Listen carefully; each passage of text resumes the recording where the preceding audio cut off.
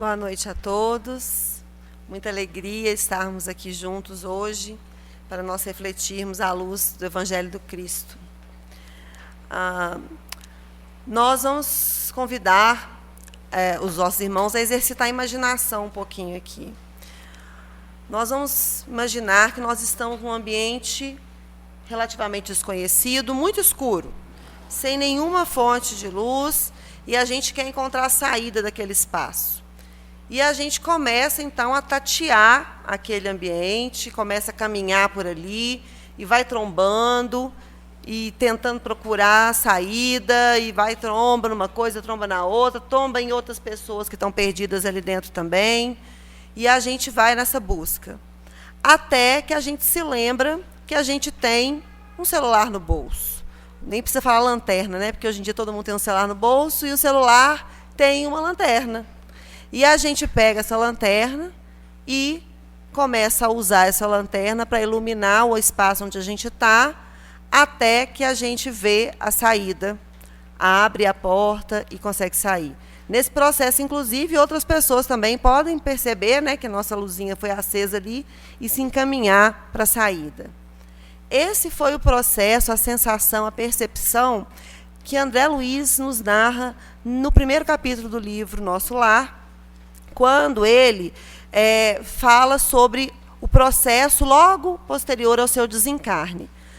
No livro Nosso Lar, Psicografia do Chico Xavier, André Luiz começa o livro falando de quando ele se encontrava numa região, numa região espiritual, nós chamamos de umbral, e ele estava sem compreender o que estava acontecendo com ele, sem entender o que tinha acontecido. Ele não sabia o que acontecia após a morte do corpo físico, e ele percebia que estava vivo, mas não compreendia por que ele ainda tinha fome, por que ele se cansava, por que ele não encontrava ninguém conhecido, por que não tinha ninguém para ajudar, por que as pessoas gritavam para ele, suicida, suicida. Isso é o que ele menos entendia, já que ele havia desencarnado depois de uma moléstia, e ele não queria desencarnar.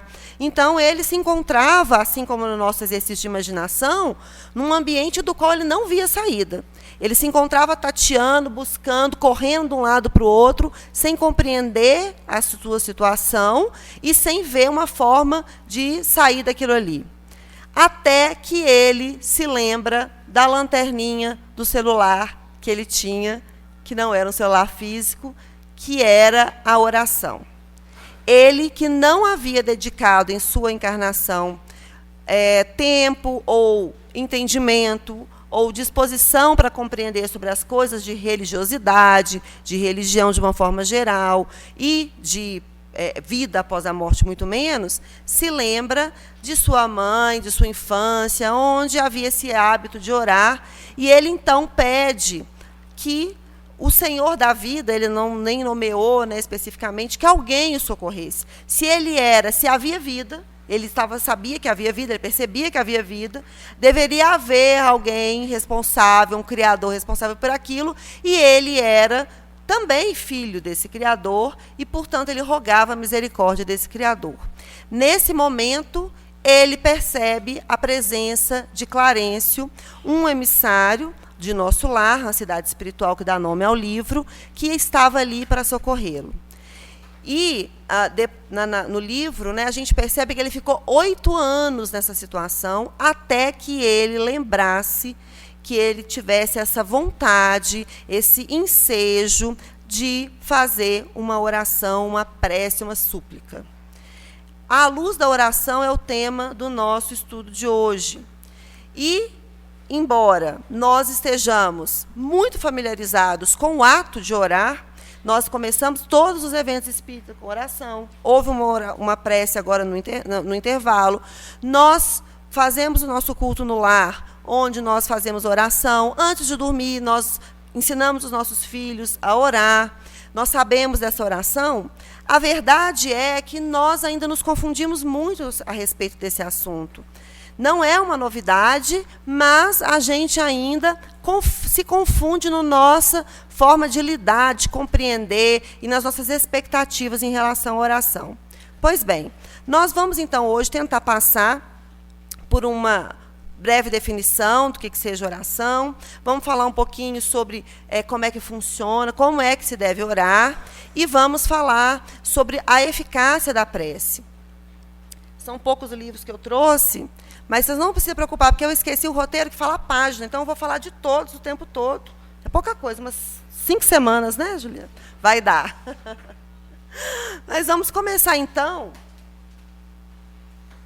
No Livro dos Espíritos, Kardec pergunta para os espíritos se a prece, sobre a prece. Ele pergunta se a prece é agradável a Deus. Deus precisa, porque, vamos lembrar a primeira pergunta do Livro dos Espíritos, o que é Deus? A resposta dos Espíritos, inteligência suprema, causa primária de todas as coisas.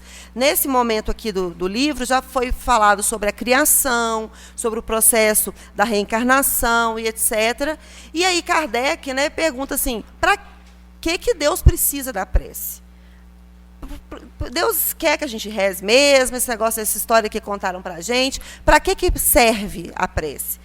E os espíritos respondem que a prece é sempre agradável a Deus quando ditada pelo coração, pois para ele a intenção é tudo.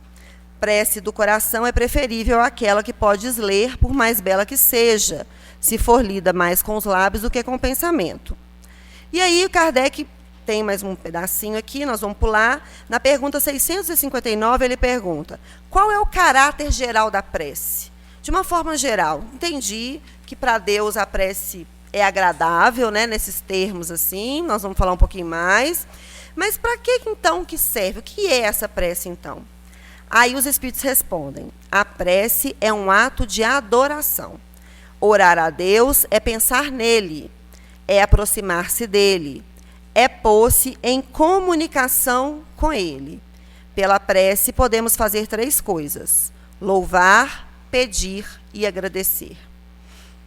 Então, essa definição que nós temos e que nós ouvimos desde a infância, que nós repetimos para as crianças, que orar é conversar com Deus, é, de uma certa forma, também a definição dos espíritos dão para Kardec aqui.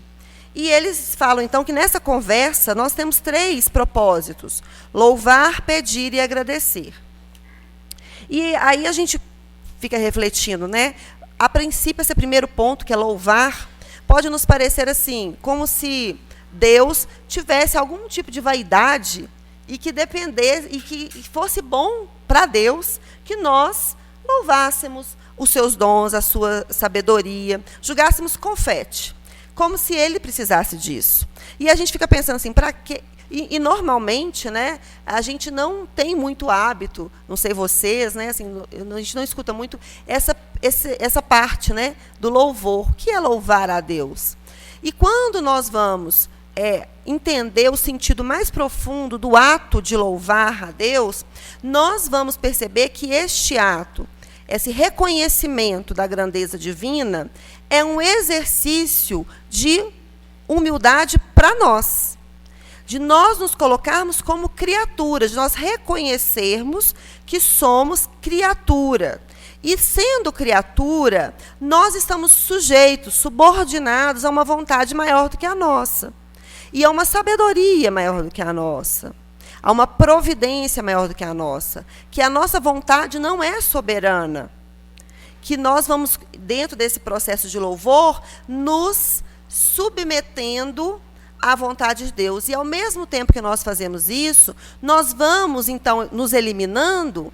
Não, nós vamos tomando o nosso lugar real, que é o lugar de filhos, e que, como filhos, somos herdeiros desse gen, desse pai. Nós, ao longo da nossa história evolutiva, nós tomamos, ao invés de nós nos reconhecermos como filhos, com todo o potencial que Deus nos delegou na nossa filiação, o potencial de sermos bons, de sermos íntegros, inteligentes, né? De desenvolvermos essas nossas potencialidades, assim como Cristo nos convidou, sede perfeitos, né? Como perfeito é nosso Pai. E nesse processo, a gente se esqueceu disso porque, em muitos momentos, nós nos sentimos incapazes de desenvolver todo esse nosso potencial. E a gente acha que não é possível esse processo, ou a gente acha que a gente começa a tomar um pouquinho de consciência e a acreditar que nós sabemos o que é melhor para nós, muito mais do que Deus, nós invertemos os papéis. Nós tomamos dentro de nós mesmos o lugar de Deus.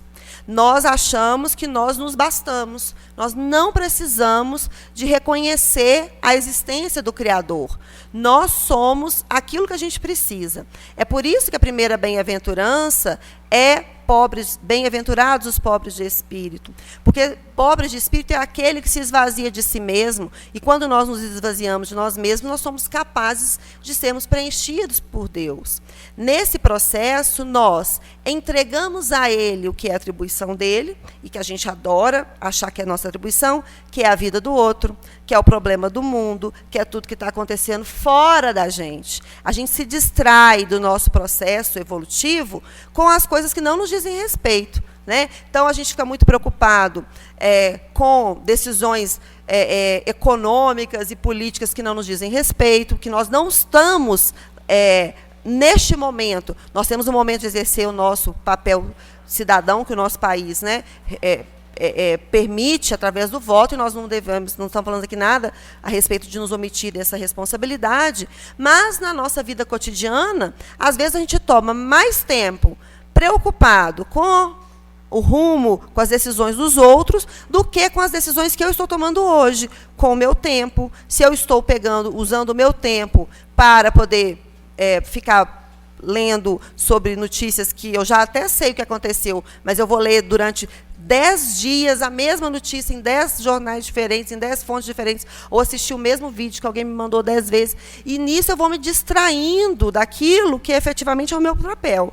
Quando eu me deparo com algum problema que eu não tenho ferramentas na minha mão, naquele momento, não é a minha responsabilidade resolver aquele problema está acima de mim, é que aquele problema, aquela situação, merece de mim um mais profundo respeito e merece os mais profundos votos e a oração de que aquilo se resolva da melhor forma. Mas a minha energia diária, o meu exercício da minha vida deve se direcionar para aquilo que é minha responsabilidade, que são os meus deveres, os meus relacionamentos familiares, o meu trabalho, a minha relação com os meus colegas de trabalho, com aquelas pessoas que convivem comigo, o meu relacionamento comigo mesmo, olhando para dentro de mim e percebendo as minhas dificuldades, as minhas dores, as minhas lutas íntimas, buscando me compreender. Esse é o nosso compromisso. Então, o ato de louvar, ele é muito mais do que jogar confete.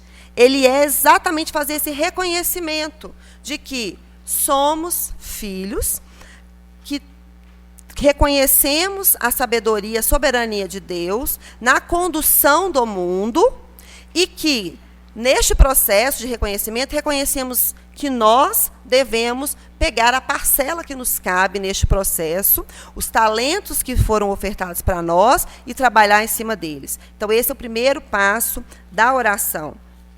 O primeiro pedacinho, né, ou o primeiro aspecto, caráter da oração. O segundo aspecto é um aspecto que também nos confunde bastante, que é pedir. Porque a gente acha, inclusive, né, às vezes, lidando com crianças, né, a gente ensina as crianças assim, pede para o Papai do Céu vai fazer isso. Né? A gente ensina assim, com muita pureza até do nosso coração, mas sem, muitas vezes, levar em consideração o resultado desse ato. Então, por exemplo, se há algum parente que está adoecido e a criança está preocupada com aquilo, chateada, e a gente fala para ele, pede para o Papai do Céu para curar o vovô, curar a vovó, curar o papai, curar a mamãe. E o vovô, a vovó, o papai e a mamãe desencarna. Qual a relação da criança? A minha prece não foi atendida. Não adiantou nada eu rezar. Ou Deus não me escutou, ou Deus não está preocupado com o que eu peço, né? Ou eu não sei pedir. Né? Assim, e aí e isso aconteceu com todos nós em alguma situação da nossa vida, onde nós pensamos que não adianta pedir. Que a gente pediu e nós não fomos ouvidos. Né? E esse processo, a gente carece do nosso amadurecimento e do nosso aprofundamento no que é pedir. Né? Eu até me lembro de uma vez que a minha filha estava rezando e ela falou assim, Pai nosso, não sei o que, seja feita a nossa vontade, assim na terra como nos céus. E aí eu ri, né, corrigi, e depois eu fiquei pensando, como que a gente até fala, seja feita a vossa vontade, mas no fundo o que a gente quer mesmo é que seja feita a nossa vontade. Do nosso jeitinho. Que aquela pessoa que a gente não gosta seja afastada da gente, que aquela doença que está incomodando seja curada, que, né, que a gente quer que... E quando isso não acontece, a gente se frustra. E a gente vai lá, se a gente não tem o hábito de louvar e de reconhecer a sabedoria divina, a gente acha que Deus não sabe o que está fazendo, ou então que Ele não está preocupado comigo. Então, nós precisamos compreender o que é esse processo de pedir. No Evangelho de João, e aí agora vai ser a cola, né, que eu não trouxe, Jesus diz o seguinte, que quando a gente for, que aquilo que a gente pedir, estando, agindo conforme o Cristo nos orientou, estando com Ele, o que a gente pedisse em oração seria atendido. E aí, nesse processo, a gente pensa assim, e a gente pula a primeira parte, e pensa assim, o que a gente pedir em oração vai ser atendido. Mas ele pôs uma condição nesse processo, que é, se a gente fizer o que Jesus nos fala para fazer, se a gente fizer o que Jesus fez também, nos mostrou como fazer, nesse estado, quando nós pedíssemos em oração, nós seríamos atendidos. Por que isso? Porque quando nós conseguirmos caminhar seguindo os passos do Cristo, seguindo a proposta do Cristo, ou nos esforçarmos para isso, nós vamos estar na situação de compreender que o que a gente vai pedir para Deus não vai ser mais a satisfação dos nossos caprichos, das nossas vontades. O que a gente vai pedir a Deus vai ser um pedido muito mais maduro, vai ser um pedido muito mais profundo. Que tipo de pedido, então, que vai ser efetivamente? No capítulo 18 do livro Boa Nova, psicografia do Chico Xavier, ditado pelo espírito Humberto de Campos, Pedro tem essa mesma dúvida a respeito da oração. Né? Pedro começa questionando se Deus ouve mesmo todas as orações. Então, o primeiro questionamento de Pedro, e a gente se identifica muito com Pedro nessas dúvidas dele, né? Nessas questões que ele traz. Deus escuta todo mundo mesmo? Não fica ocupado demais, né? Assim, tem algumas preces que ele não escuta, né?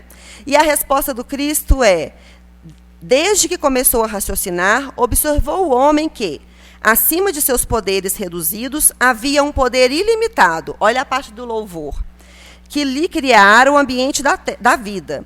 Todas as criaturas nascem com tendência para o mais alto e experimentam a necessidade de comungar com esse plano elevado, donde o Pai nos acompanha com seu amor, toda justiça e sabedoria, onde as preces dos homens o procuram sob nomes diversos. Jesus está falando aqui sobre... Existem diversas crenças que nomeiam o Criador de diversas formas, com diversos nomes, né? E que, não obstante essa variação, né, da nomenclatura, né, da divindade, os homens reconhecem um poder superior a eles e buscam por esse poder em forma de prece de oração. Acreditaria Simão que em todos os séculos da vida humana recorreriam as almas incessantemente a uma porta silenciosa e inflexível, se nenhum resultado obtivessem? Não tenha dúvidas, todas as nossas orações são ouvidas. Mas aí Pedro não se dava satisfeito. No entanto, se Deus ouve todas as súplicas de todos os seres, por que tamanhas diferenças da sorte?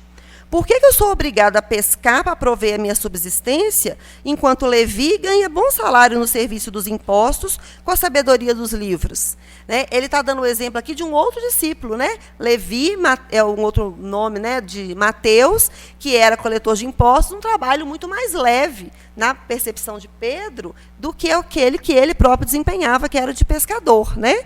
Então, ele pergunta, se ele ouve todo mundo, por que ele dá uma vida melhor para ele do que dá para mim? E ele dá um outro exemplo aqui de uma senhora, Joana, que tem servos à disposição dela, e a mulher dele, a esposa de Pedro, é obrigada a servir na obra. Né? E aí, Jesus esclarece: Pedro, precisamos não esquecer que o mundo pertence a Deus e que somos todos seus servidores, e que os trabalhos variam em conforme a capacidade do nosso esforço. Hoje pescas, amanhã pregarás a palavra divina do Evangelho. Olha, Jesus já direcionando para Pedro, né, a missão que ele ia abraçar no futuro. Todo o trabalho honesto é de Deus. E aí ele já amplia um pouquinho essa percepção muito horizontal que nós temos aqui na Terra, que é a mesma de Pedro, de compreender a vida, e embora nós estejamos hoje dentro de uma casa espírita e nós tenhamos a informação de que a vida não se resume a esse período em que nós estamos aqui na Terra, desde quando nascemos até a morte deste corpo físico, nós sabemos, nós temos essa informação, mas na maior parte do tempo nós não vivemos como quem sabe que estamos de passagem na Terra. Nós vivemos, na maior parte do tempo, como se todos os objetivos da nossa encarnação estivessem ligados a objetivos materiais. Então, a comparação de Pedro sobre a eficácia da prece, se está tudo bem ou não está tudo bem com ele, a diferença dele está direcionada apenas a aspectos materiais da vida. E nós também fazemos isso na nossa vida. A gente se compara com os outros. Eu vou na casa espírita nesse calor que está fazendo, saí de casa, estou lá, estou fazendo prece, estou pedindo. E aquele fulano lá, que nunca fez nada para ninguém, que não está lá na praia, tomando uma água de coco. Que injustiça é essa? E eu estou rezando e Deus não me dá uma água de coco na beira da praia. Porque a gente acha, embora saibamos que a vida continua, que esta é uma continuidade de uma vida pregressa espiritual, momentaneamente estamos na carne, iremos voltar à vida espiritual, a gente se distrai dessa informação e foca aqui no hoje, no agora, apenas na visão material das coisas, né? E aí, Jesus continua, né, falando, e um trechinho nós destacamos aqui. Em tudo, elucidou Jesus, deve a oração constituir o nosso recurso permanente de comunhão ininterrupta com Deus. Nesse intercâmbio incessante, as criaturas devem apresentar ao Pai, no segredo das íntimas aspirações, os seus anelos e esperanças, dúvidas e amargores. Essas confidências lhes atenuarão os cansaços do mundo, restaurando-lhes as energias, porque Deus lhes concederá da sua luz. É necessário, portanto, cultivar a prece para que ela se torne um elemento natural da vida, como a respiração. É indispensável conheçamos o meio seguro de nos identificarmos com o nosso Pai. Esse trecho da resposta do Cristo aqui, Jesus continua aqui falando que os homens se lembram muitas vezes de Deus apenas nas dificuldades. E não nessa recomendação dele aqui de que a prece deve fazer parte do nosso dia a dia, como o próprio ato de respirar. Imagine, então, que a proposta do Cristo é que nós não tenhamos momentos de oração. Porque a gente não tem momento que a gente respira e para de respirar. A gente precisa respirar o tempo todo, né? Não tem uma hora que eu falo assim, agora eu vou respirar. A gente está respirando o tempo todo, com muita naturalidade, sem nos darmos conta do processo da respiração, né? E o que Cristo disse para Pedro é que nós precisamos buscar alcançarmos este exercício de nos mantermos em comunhão constante com Deus, com o nosso Criador.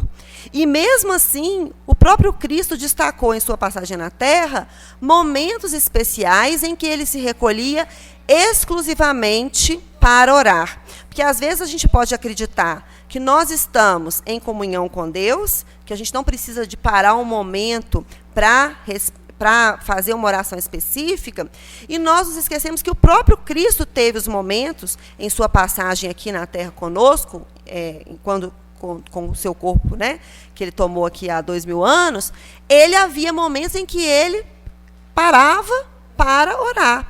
Como, por exemplo, antes de fazer o que a gente chama, né, o chamamento dos discípulos. Ele orou nesse momento. Orou quando foi batizado por João, né, o seu primo João Batista. E, então, a gente percebe que mesmo o Cristo, que dizia que estava em Deus e que Deus estava nele, que ele e o Pai eram um, porque ele fazia a vontade de Deus, não é? Mesmo assim, ele havia momentos em que ele se recolhia. Nós, além de buscarmos uma comunhão constante durante todo o tempo, o máximo de tempo possível da nossa existência, ainda devemos privilegiar esses momentos exclusivos onde nós vamos nos dedicar à oração. E como é que isso se dá? O que acontece nesse processo de oração, né? O próprio Cristo também nos orienta. No Evangelho de Mateus, no capítulo 8,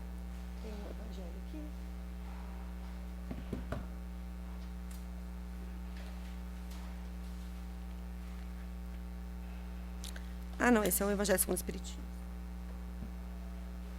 Vou pegar o texto aqui bíblico, tá? Não sei se vocês conhecem, existem alguns aplicativos, né, que têm os versículos da Bíblia no celular. Então, nós vamos procurar aqui, lá em Mateus, no capítulo 8, quando, na narrativa de Mateus, esse capítulo está na sequência do Sermão da Montanha, e ele fala, então, sobre o processo de oração. E aí ele fala que quando a gente for orar, que não é para a gente fazer, né, assim, alarde sobre a oração. Espera aí.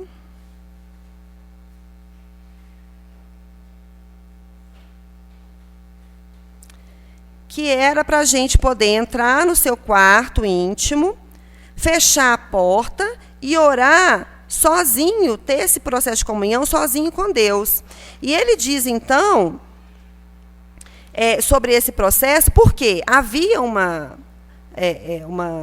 cultura, né, na época, de que os religiosos da época faziam as suas orações na esquina mais movimentada, com um tom de voz mais elevado, para que as pessoas olhassem e falassem, nossa, como ora aquela pessoa, como tem fé, né? Para que a oração não fosse ouvida por Deus, mas pelo que quem estava passando ali e admirasse aquele que estava orando, né? Mas quando Jesus recomenda que a oração fosse feita no quarto íntimo, no nosso quarto íntimo, dentro de nós, e com a porta fechada, ele está nos convidando a um processo que os espíritos também destacam aqui no Livro dos Espíritos, que é o processo durante o nosso processo de oração, a gente conseguir olhar para dentro da gente mesmo. Olha o que os espíritos respondem na resposta da pergunta 660A. Como é que certas pessoas, apesar de orarem bastante, tem mau caráter, né? E aí a gente se lembra dessa narrativa do Cristo falando sobre os fariseus que rezavam fazendo grande alarde, né? E ele diz que essa não seria a forma adequada de orar. A gente pode fazer aqui um paralelo. Como é que essas pessoas, apesar de orarem bastante, oravam bastante, bem alto inclusive, né?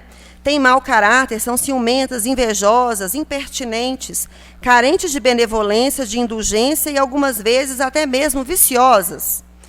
E aí a resposta dos espíritos. O essencial não é orar muito, mas orar bem. Essas pessoas acreditam que todo o mérito está na maior duração da prece e fecham os olhos para os seus próprios defeitos. Para elas, a prece é uma ocupação, um emprego de tempo, mas não é um estudo de si mesmos. A ineficácia, nesse caso, não é do remédio, mas da maneira como é aplicado. E aí, né, a gente se lembra, tem sido um mantra, né, eu acho, assim, nos últimos tempos, essa necessidade da gente fazer esse exercício de autoconhecimento, fazer essa reflexão. Assim como a nossa irmã lembrou no primeiro momento, né, lá da pergunta 919 do Livro dos Espíritos, a resposta de Santo Agostinho, sobre o processo que Santo Agostinho recomenda fosse feito diariamente em favor do nosso processo de evolução de aprendizado.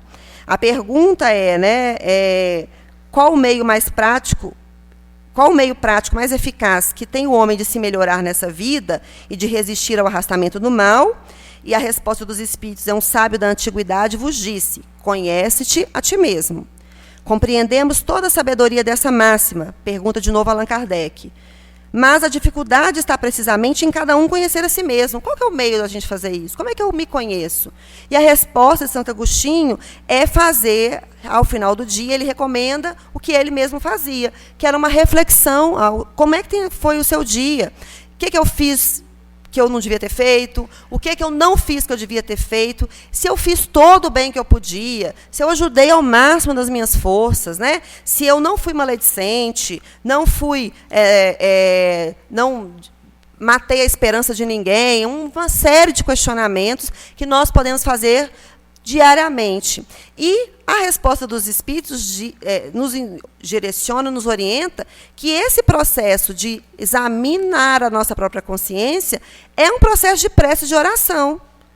É um momento mesmo da gente estar lá intimamente conectado com a gente mesmo. Daí essa simbologia do Cristo, de nós entrarmos no nosso quarto íntimo. Não está dizendo para que se a gente não tiver um espaço físico onde eu possa ficar sozinho, então eu não posso orar bem. Né? Não é nada disso, ele está falando da nossa intimidade, do nosso coração, da gente olhar para dentro e, nesse momento, a gente se ocupar do nosso íntimo mesmo, das minhas emoções descontroladas que eu tive no dia, de que momento em que eu me desequilibrei, das propostas que eu já tinha feito de agir melhor com os meus desafetos e eu falhei de novo. E esse processo, né, é um processo também de comunhão com Deus, porque é um processo de sinceridade, de entrega. Porque, às vezes, a gente, principalmente quando a gente está fazendo uma prece em público, dificilmente a gente reconhece aquilo que a gente fez de errado. A gente gostaria que ninguém nunca soubesse dos nossos equívocos. Né?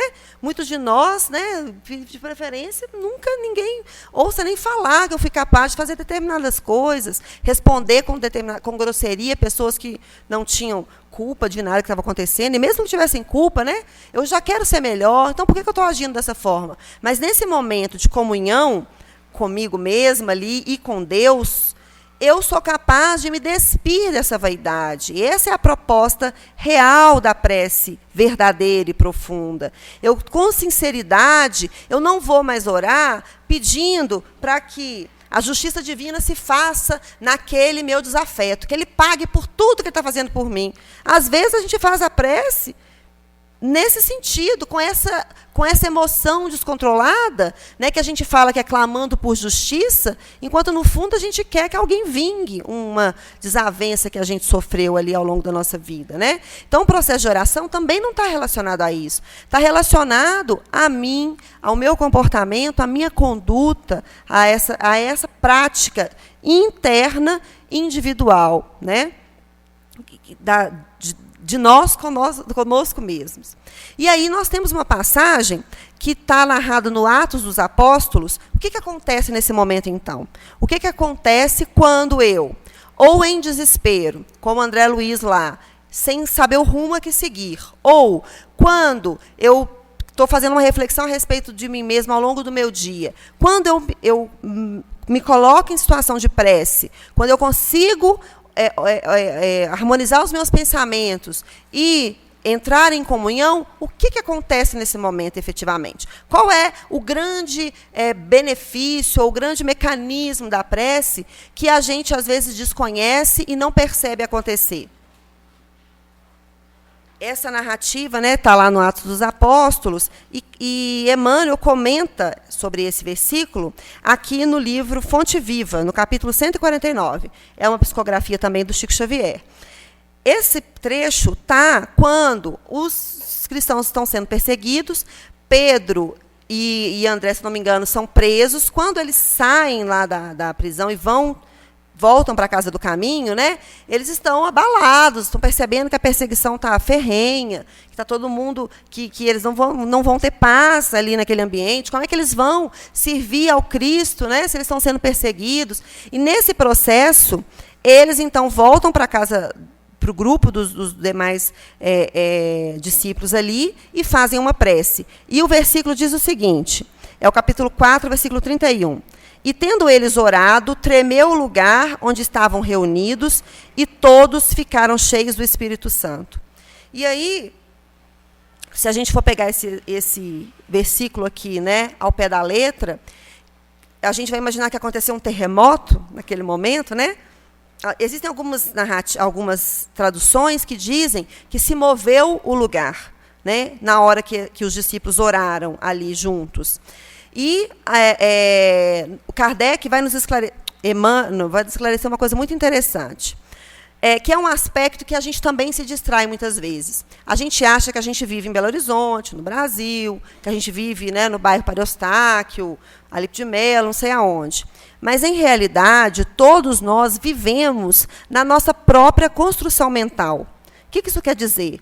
Quer dizer que é capaz de nós todos estarmos aqui agora no mesmo ambiente e termos alguns de nós que estão vivendo uma profunda sensação de inferno íntimo, com dores que a gente não, os outros que estão ao lado nem imaginam. Nós podemos estar aqui agora e alguns de nós está vibrando sentimentos menos felizes em relação a algum desafeto. Por outro lado, nós podemos ter alguém aqui que hoje conseguiu vencer alguma má inclinação sua, conseguiu agir melhor em relação a alguém que todo dia aquela pessoa vem cá e pisa no meu calo, todo dia eu dou um revide, né, naquela pessoa, a altura, né, que eu não deixo passar batido. Mas hoje eu consegui me calar e não revidar. E essa pessoa chegou aqui agora e está vivendo uma sensação de céu, porque ela está em paz com a sua consciência. Então, é capaz de cada um de nós aqui estar experimentando uma percepção a respeito do seu psiquismo totalmente diferente uns dos outros. E é neste lugar que nós moramos efetivamente, no resultado da nossa construção mental.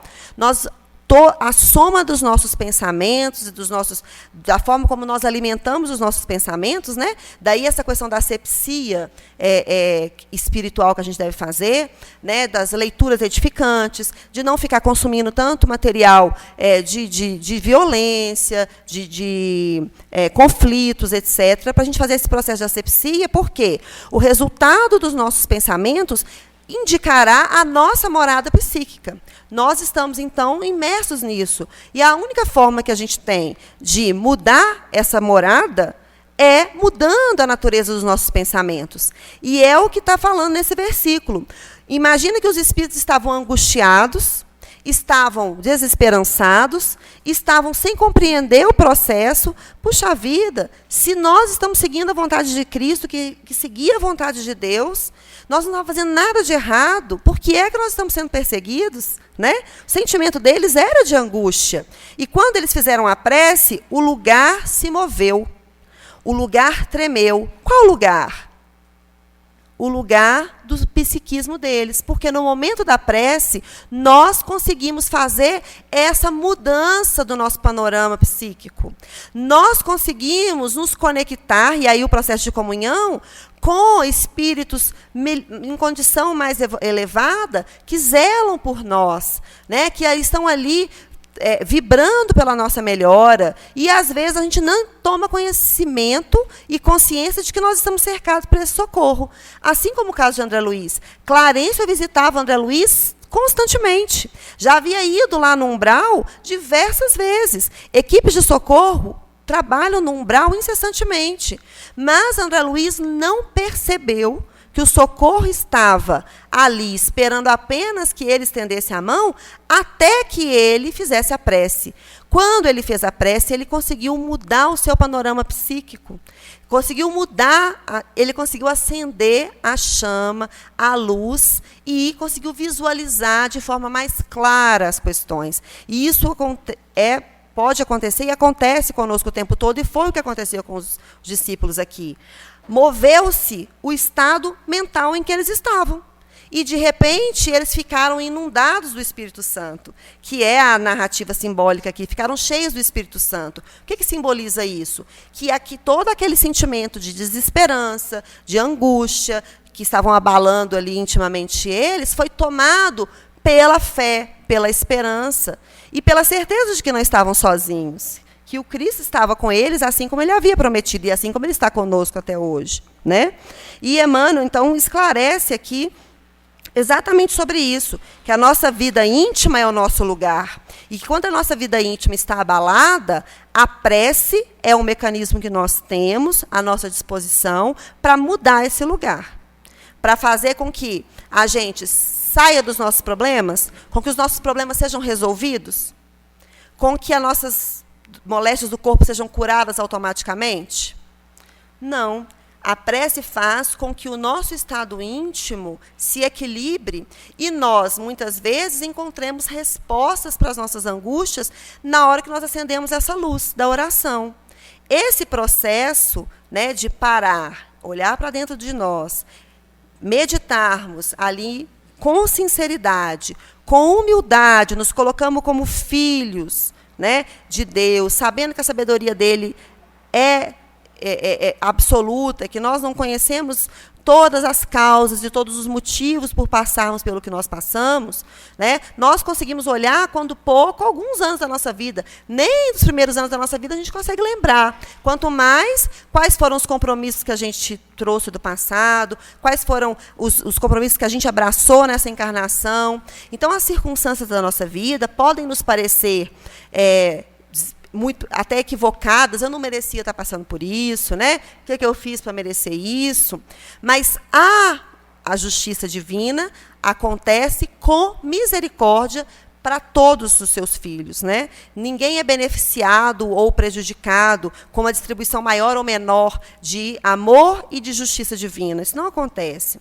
E neste processo nós estamos onde deveríamos estar, e se nós precisamos de mudança, essa mudança é na forma como nós lidamos com essas circunstâncias exteriores. E essa mudança, a força para essa mudança, a força para poder agirmos diferente, a força para enfrentarmos com coragem e com resiliência as dificuldades da vida, nós podemos buscar na oração.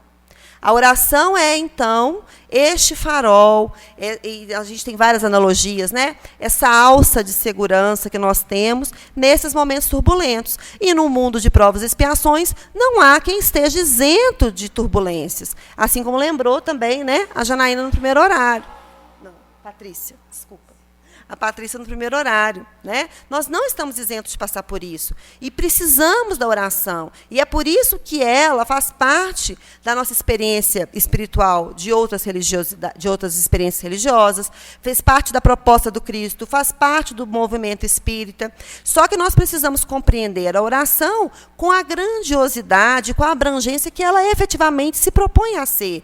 E não com o olhar, às vezes, caprichoso da nossa parte, achando que ela deve ser um petitório e que quando Deus não me ouve, né, na minha concepção, não faz o que eu quero, a prece não funcionou. É porque nós não compreendemos bem o processo, né?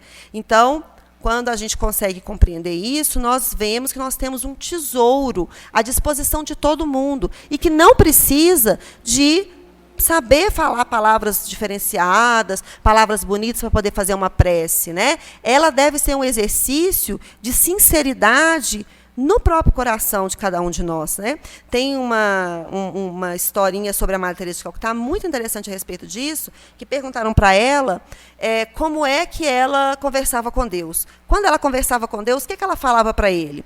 E ela fala assim, eu não falo nada, eu só escuto. E aí eles falam assim, mãe, o que Deus fala com a senhora, então? Ele não fala nada, ele só escuta. Mostrando para a gente, né, assim, uma transcendência desse processo de comunhão, que é uma entrega e um momento de sentir efetivamente a paz que vem de Deus. Porque quando eu não tenho nem palavras para fazer a prece, eu não sei nem por onde começar, eu não sei o que eu preciso de verdade, eu não sei como começar uma prece, né? Por onde que eu começo, né? Começa com essa sensação de presença do Pai. Começa com essa sensação de comunhão com Ele. Estou aqui, Senhor, juntinho. Não vou falar nada, o Senhor está vendo meu coração. E só nesse processo de entrega, louvando a nossa paternidade divina, a gente já começa a acender essa faísquinha da luz que já vai começando a nos mostrar caminhos, respostas, a gente começa a encontrar palavras, a gente começa a encontrar respostas, alternativas, porque dentro desse processo da prece, nós não podemos nos esquecer da ação dos espíritos amigos que nos acompanham. Porque eles estão ali, assim como Clarence estava com André Luiz, aguardando uma abertura dele para agir. Os espíritos estão ao nosso redor por nossa conta? Claro que não, mas estão num processo de nos servir, assim como a proposta do Cristo, trabalhando em nosso favor. Bastando para isso o quê? Que a gente também abra o nosso campo, nossa percepção, para receber essas sugestões mais elevadas, né? Porque quando nós estamos imersos no problema, na matéria, a gente também fica refratário a essas sugestões superiores, né? Mais uma vez, a Patrícia trouxe um exemplo, quando a gente está numa situação onde a pessoa está... A gente está vendo que ela está transtornada, que nada que a gente falar vai fazer aquela pessoa, né, mudar de ideia a respeito das atitudes dela. A gente também se encontra assim em relação às sugestões dos espíritos superiores, muitas vezes.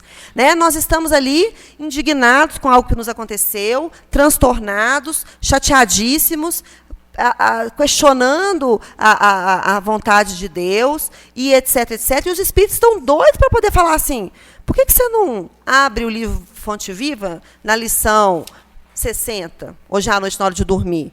Eles estão doidos para dar uma indicação que vai nos aliviar e nos trazer conforto, mas, para isso, a gente precisa de parar, entrar no nosso quarto íntimo, silenciar esse falatório da nossa vaidade, do nosso orgulho, e nos conectar com essa vontade maior, com essa inteligência maior, e assim abrir o nosso campo vibratório para sugestões dos espíritos superiores, né? E é nesse mecanismo que a oração, então, consegue operar a mudança efetiva. Mas, para a gente finalizar, nós não podemos nos esquecer que oração tem dentro de si uma palavrinha ação ali dentro. E isso é muito significativo para a gente, porque todas as vezes que a gente orar e que a gente estiver nessa necessidade, nessa ansiedade de descobrirmos caminhos, descobrirmos respostas, né, de melhorarmos a nossa situação geral, se nós estivermos com sinceridade nesse processo, nós escutaremos convites à ação. Nós não escutaremos convites do tipo: seu marido é difícil mesmo, ele tem que mudar. Pode ser que ele seja, pode ser que tenha que mudar, porque todo mundo tem que mudar. Nós temos tudo que melhorar. Porque quando a gente fala em melhorar, significa mudar mesmo. Né? A melhora parte da mudança. Mas, na resposta da oração, a indicação vai ser do que nós podemos fazer. Lembra que nós devemos nos ocupar daquilo que nos compete e não o que compete ao outro? Então, no processo, as sugestões de ação serão para a gente.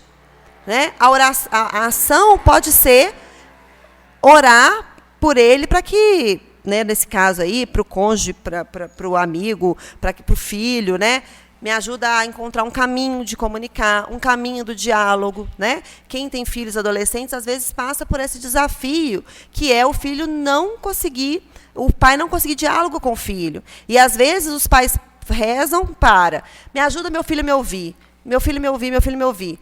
Por que a gente não pensa assim: como é que eu posso falar algo que vai interessar o meu filho? Como é que eu posso usar uma linguagem que vai alcançar o coração dele? Qual é a necessidade que meu filho tem e que eu não estou enxergando? É uma mudança de perspectiva que nos coloca no protagonismo da ação, da transformação efetiva que a gente quer ver no resultado da prece. A gente vai fazer a prece, nós vamos acender luzes de esclarecimento para o nosso espírito e nós vamos encontrar caminhos de ação para nós mesmos. Esse é um mecanismo sublime, maravilhoso e que está ao alcance de todo mundo e que não falha, desde que nós estejamos nesse papel de sinceridade, de entrega efetiva, agindo conforme a proposta do Cristo ou buscando agir, porque nós sabemos que não vamos acertar o tempo todo. Né? Então, por que os espíritos dizem que o espírita verdadeiro, né, assim como o cristão verdadeiro, é aquele que se esforça para domar suas más inclinações? Né? Mas a gente tem que ter essa sinceridade, por isso que começa pela reflexão, pelo autoconhecimento. Eu me esforcei mesmo hoje para ser melhor? Eu realmente fiz de tudo para não perder a paciência?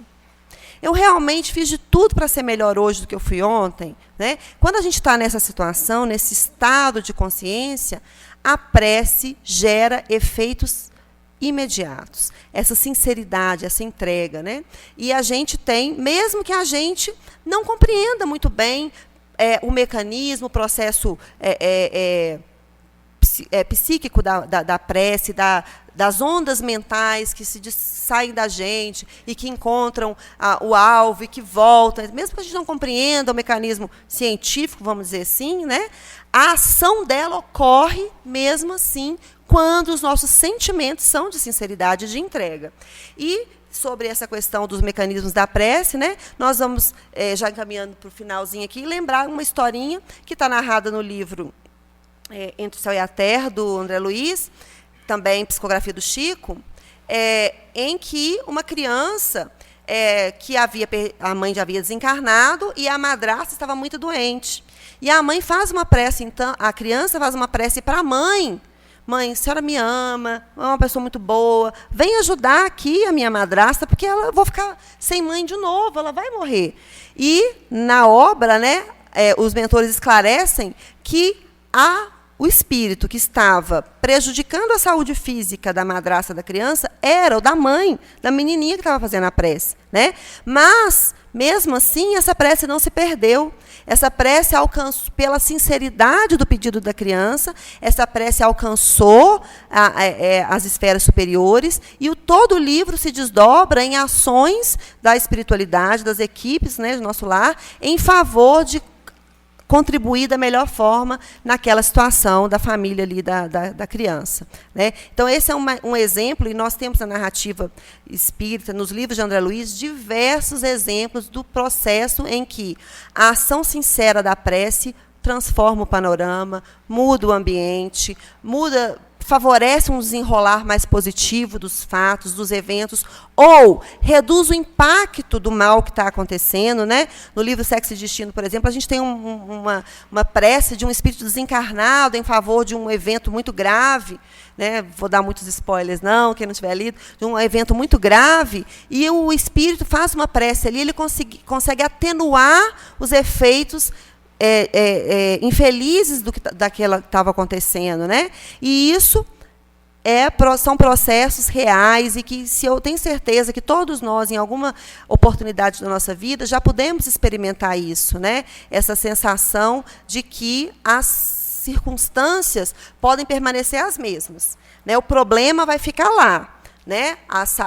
A doença, às vezes, não vai ter cura mesmo, né? O desencarne vai acontecer mesmo, a dificuldade vai permanecer. Mas a nossa forma de lidar com o problema não é mais a forma como uma pessoa tateando no escuro sem saber onde é que é a saída.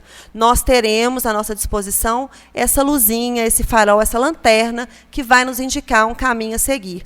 Que a gente não abra mão de usar esse mecanismo, esse recurso que está à disposição de todos nós, e em favor de nós mesmos, em favor daqueles que a gente ama, dos governantes do nosso país, das direções das casas espíritas, né, das lideranças, e esse processo de, coletivamente, passarmos mais tempos conectados com a vontade superior, certamente será um instrumento também de transformação da realidade do nosso mundo, que é o que a gente anseia tanto nesse período de transição.